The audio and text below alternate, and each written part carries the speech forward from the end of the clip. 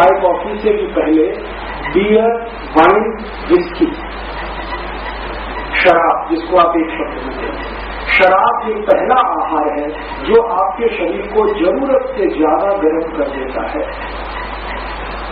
और शरीर में जरूरत से ज्यादा गर्मी आने के कारण ही मनुष्य वो सब करता है जो सामान्य स्थिति में उससे करने की अपेक्षा नहीं की है।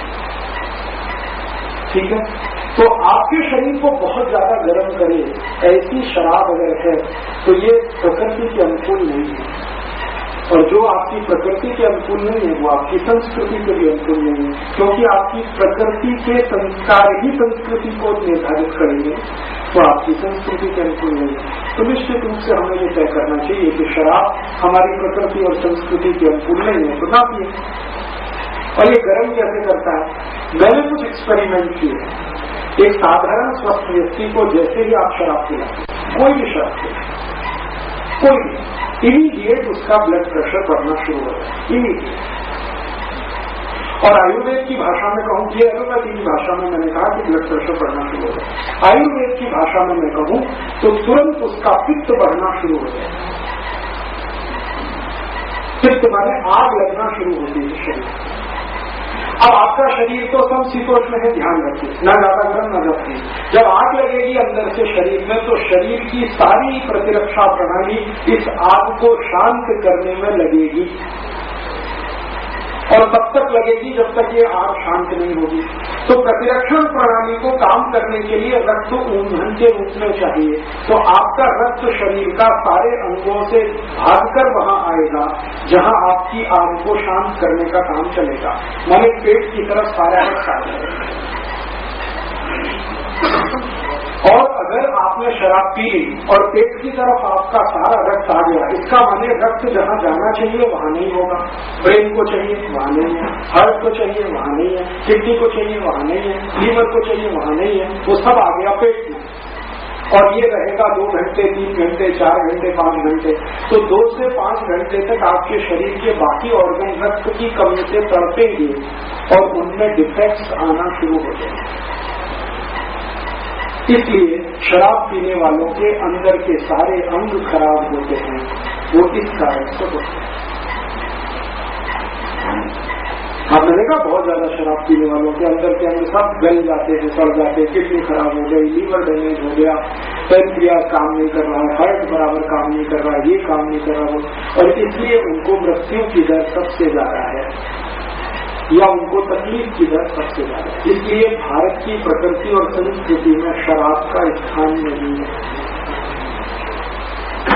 फिर आप कहेंगे जी सोमरस तो था, सोमरस और शराब में बहुत बड़ा अंतर है, उसको आप समझ लीजिए। अंतर क्या है? सोमरस और शराब दोनों का अंतर उतना ही है, इसको ध्यान से कहिए, सुनिएगा। सोमरस और शराब का अंतर उतना ही है जितना डालडा और गाय के घी का है। डालडा और गाय के घी का अंतर आप समझ सकते हैं, इतना ही अंतर सोमरस और शराब में। सोमरस जो है आयुर्वेद का एक औषधीय रूप है, आयुर्वेद में एक औषधीय रूप है जो आपके शरीर के शांत पित्त को बढ़ाने का काम करता है, माने भूख ज्यादा ठीक से लगे इसके लिए सोमरस पान किया जाता है भारत में। शराब और सोमरस में जमीन आसमान का अंतर है। शराब क्या करती है कि जो पित्त आपका पहले से शांत है उसको भड़का देती है। एक सुलगना होता है, एक भड़कना होता है, दोनों शब्द आप समझ पाएंगे। आज कहीं धीरे धीरे सुलग रही है तो खतरे की संभावना बहुत कम है, और भड़क के लग गई है तो आस पड़ोस की बिल्डिंगें जल जाएंगी।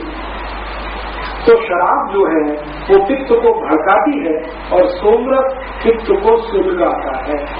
तो सुलगा हुआ पित्त ये तो हमें चाहिए, भड़का हुआ नहीं चाहिए, माने शराब नहीं चाहिए, चाहिए तो सोमरस चाहिए। अब आप कहेंगे जी सोमरस बनता कैसे है? उसकी विधि है, आप चाहो तो वो भी मैं बता सकता हूँ। हमारे देश में एक महान व्यक्ति हुए भागवत, जिन्होंने 100 घर में सोमरस बना के पान कर सकते हैं। मैं आपको गारंटी देता हूँ आपको जिंदगी में कभी भी पित्त का रोग नहीं होगा। और जो शराब पिया तो कोई गारंटी नहीं है कि कब आपका पित्त भड़के और कब होता है।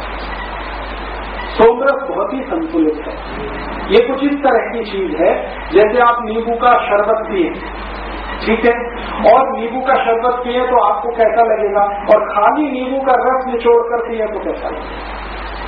शराब वैसा ही कुछ है, नींबू का खाली रस, और सोमरस वैसे ही कुछ है जो नींबू की शिकंजी। शिकंजी सबको पीने के लिए आयुर्वेद कहेगा, नींबू का रस सबको नहीं चलेगा। वो कोई बहुत गंभीर बीमारी का कोई वस्तु नहीं आनी चाहिए जो शरीर को जरूरत से ज्यादा गर्म करे। उसमें सबसे पहली वस्तु शराब, जो हमारे भारतीय संस्कृति का हिस्सा नहीं है शराब। तो आप कहेंगे कि इतनी शराब अब पीने लगेगी, कहाँ से आए, ये यूरोप की नकल की है। हम दुर्भाग्य से 400, 450 या 500 साल तक हम भारतवासी यूरोपियन की संगत में फंस गए, या तो उनके गुलाम हो गए, तो उनकी नकल कर करके हमने ये शुरू कर दिया। भारतीय संस्कृति का ये हिस्सा है।